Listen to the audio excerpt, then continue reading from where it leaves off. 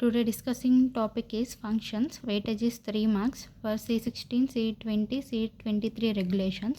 First మనం function అంటే ఏంటో డెఫినేషన్ చూద్దాం. Function is a relation between two sets in which every input has a exactly one output. అంటే ఏంటి అంటే ఎవ్రీ ఇన్పుట్కి ఎగ్జాక్ట్గా ఒక అవుట్పుట్ మాత్రమే ఉంది అంటే దాన్ని ఫంక్షన్ అంటారు. ఫర్ ఎగ్జాంపుల్ స్టూడెంట్ నెంబర్ 1కి 102 అనే నెంబర్ అసైన్ చేశాను, అలాగే 2కి 103 అనే నెంబర్స్ అసైన్ చేశాను. అంటే ఇక్కడ ఏంటి అంటే ఒక స్టూడెంట్ అనేవాడికి ఒక రోల్ నెంబర్ మాత్రమే ఉంది కాబట్టి దీన్ని ఫంక్షన్ అంటారు. ఫర్ ఎగ్జాంపుల్ అదే స్టూడెంట్ నెంబర్ 1కి 2 లేదా 3 నెంబర్స్ ఉన్నాయనుకోండి, 101, 102 అని, వాడికే ఒక్క స్టూడెంట్కే 2-3 నెంబర్స్ ఉంటే it is not a function. ఇంకా సింపుల్గా చెప్పాలి అంటే ఇక్కడ సమ్ నెంబర్స్ ఇచ్చాం కదా, ఇక్కడ 1 అనే ఇన్పుట్కి 2 అనే అవుట్పుట్ ఉంది, అలాగే 2 అనే ఇన్పుట్కి 3 అనే అవుట్పుట్ ఉంది. అలా ఒక్కదానికి ఒక్క అవుట్పుట్ మాత్రమే ఉంది, సో దాన్ని ఫంక్షన్ అంటారు. అదే ఒక్క ఇన్పుట్కి 2-3 నెంబర్స్ కనుక అవుట్పుట్ ఉన్నాయనుకో, ఇక్కడ 1కి 2 ఉంది, అలా 1కి 3 ఉంది, మళ్ళీ 1కి 4 ఉంది, అలా 2-3 నెంబర్స్ ఉన్నాయి. సో అది ఫంక్షన్ అవ్వదు అనమాట. It is not a function. దీన్ని బేస్ చేసుకుని సమ్ ప్రాబ్లమ్స్ అనేవి సాల్వ్ చేద్దాం. Find the domain and range of the given numbers given series అన్నాడు. ఇక్కడ అసలు ఫస్ట్ డొమైన్ అంటే ఏంటి, రేంజ్ అంటే ఏంటో తెలుసుకుందాం.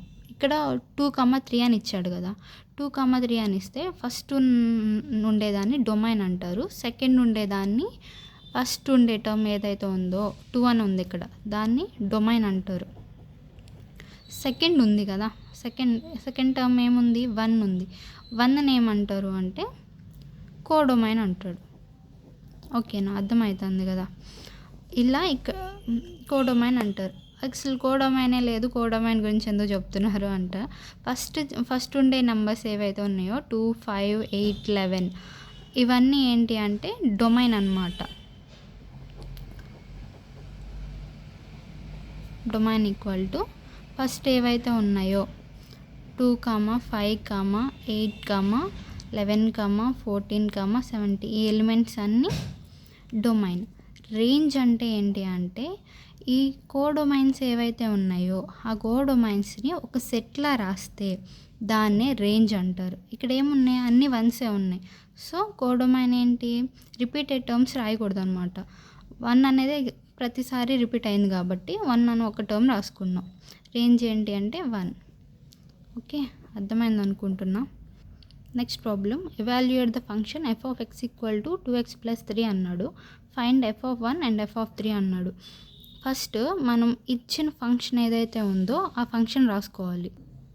ఫస్ట్ ఫంక్షన్ రాసుకున్న తర్వాత మనల్ని ఏం ఫైండ్ చేయమన్నాడు, f of 1 ఈక్వల్ టు ఎంత, f of 3 ఈక్వల్ టు ఎంత అనేసి అడిగాడు. అంటే ఇన్పుట్ వాడు ఇచ్చేసాడు 1,3 అని, అంటే మనం అవుట్పుట్ కనుక్కోవాలి అని అర్థం.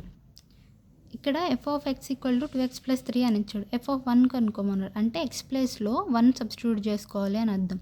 ఈజీగా చెప్పాలి అంటే f of అన్న తర్వాత ఏ నెంబర్ అయితే ఉండిద్దో ఆ నెంబర్ తీసుకెళ్ళి x ప్లేస్లో సబ్స్టిట్యూట్ చేసుకుంటే మనకు ఆ వాల్యూ వచ్చేసిద్ది అనమాట. ఇప్పుడు f of x equal to 2x + 3 అని ఇచ్చాడు. ఇప్పుడు f of 1 first f of 1 substitute చేసుకున్నాం మనం. f of 1 సబ్స్టిట్యూట్ చేసుకుంటే ఏమవుతుంది అంటే x ప్లేస్లో x ఉన్న చోటల్లో 1 సబ్స్టిట్యూట్ చేసుకోవాలి అని అర్థం. 2 + 3 ఎంత, 5. నెక్స్ట్ f of 3 సబ్స్టిట్యూట్ చేసుకోవాలి. f of 3 సబ్స్టిట్యూట్ చేసుకుంటే x ప్లేస్లో 3 పెట్టుకొని +3 ఈక్వల్ టు 2 3 6, 6 + 3 ఈక్వల్ టు 9. ఇప్పుడు మన ఫంక్షన్ ఎవాల్యుయేట్ చేస్తే మనకి ఏమొచ్చాయి, 5, 9. ఫస్ట్ వాడు ఇచ్చిన దాన్ని ఇన్పుట్ అంటారు, మనకి ఏదైతే అవుట్పుట్ వస్తుందో అది రేంజ్ అని అర్థం. ఇంకో ప్రాబ్లం చూద్దాం. Find f of a if f of x equal to x² 4x + 5. First మనం ఇచ్చిన టర్మ్ రాసుకోవాలన్నమాట. మీకు ఇక్కడ ఒక డౌట్ రావచ్చు, f of ప్లేస్లో ఏం వాల్యూ ఇవ్వలేదు కదా, నెంబర్స్ ఏమి ఇవ్వలేదు కదా, మరి ఎలా సాల్వ్ చేస్తాము అనేసి. వాడు ఏమి ఇచ్చాడో అనేది మనకు అనవసరం. ఎఫ్ ఆఫ్ తర్వాత అంటే ఇక్కడ ఏదైతే ఉందో ఎఫ్ ఆఫ్ ప్లేస్లో ఏ ఉంది కదా, ఈ బ్రాకెట్స్లో ఏదైతే ఇచ్చాడో ఆ టర్మ్ తీసుకెళ్ళి మనం సబ్స్టిట్యూట్ చేయాలి అని అర్థం.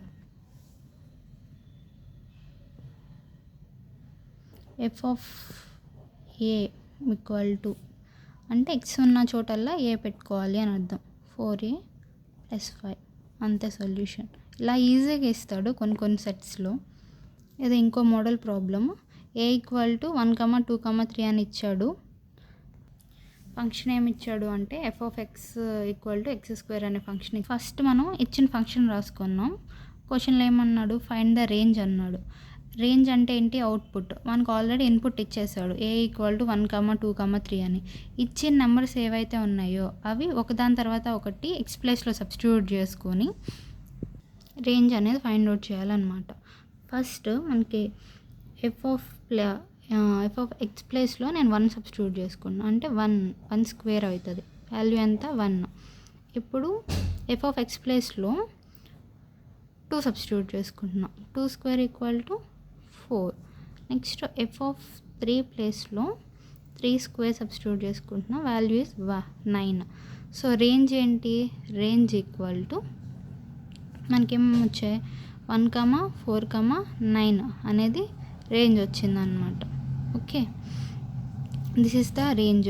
ఇన్పుట్ వాడే ఇచ్చేస్తాడు, మనం రేంజ్ కనుక్కోవాలన్నమాట. అర్థమైంది అనుకుంటున్నా. ఏమైనా డౌట్స్ ఉంటే కామెంట్ చేయండి, నేను నెక్స్ట్ వీడియోలో చెప్తా. ఇది అనదర్ క్వశ్చన్. ఇక్కడ కూడా సేమ్, వాడు ఇన్పుట్ అనేది ఇచ్చేసాడు, మనల్ని రేంజ్ అనేది ఫైండ్ అవుట్ చేయమంటున్నాడు అనమాట. ఫంక్షన్ ఇచ్చేసాడు. ఫస్ట్ మనం చేయాల్సిందల్లా ఫంక్షన్ ఏది ఇచ్చాడో అది సొల్యూషన్లో రాసేసుకోవాలి. ఇచ్చిన ఇన్పుట్ ఉంది కదా, ఆ ఇన్పుట్ -1, 0, 1. f(x) ప్లేస్లో -1 ఒకసారి, 0 ఒకసారి, 1 ఒకసారి సబ్స్టిట్యూట్ చేసుకొని వాల్యూస్ ఏమొచ్చినాయో అది రాసుకోవాలి అన్నట్టు. ఇప్పుడు నేను f(x) ప్లేస్లో -1 సబ్స్టిట్యూట్ చేస్తున్నాను. = -1² + 1 = 2. అంటే -1² అంటే ఏంటి, +1 కదా. ఇప్పుడు f(0) = 0² + 1 = 1. f+1 సబ్స్టిట్యూట్ చేస్తున్నాను. 1² + 1 = 2. రేంజ్ ఏమొచ్చింది, రేంజ్ = 2, 1, 2 అని వచ్చింది. రిపీటెడ్ ఉన్న వాల్యూస్ని రాసుకోకూడదు, తీసేసి 1, 2 అని రాసుకుంటున్నాను. అంతే. రేంజెస్ అనేవి చాలా ఈజీ టాపిక్. దీని నుంచి ఈజీగా మనకి 3 మార్క్స్ అనేవి వస్తాయి ఈ యొక్క ఫంక్షన్స్ టాపిక్ నేర్చుకుంటే. ఇంతకన్నా డెప్త్గా అయితే అడగడు. ఇన్ కేస్ మీకు ఏమైనా డౌట్స్ ఉంటే కామెంట్ సెక్షన్లో కామెంట్ చేయండి, నేను ఆన్సర్ చేస్తాను.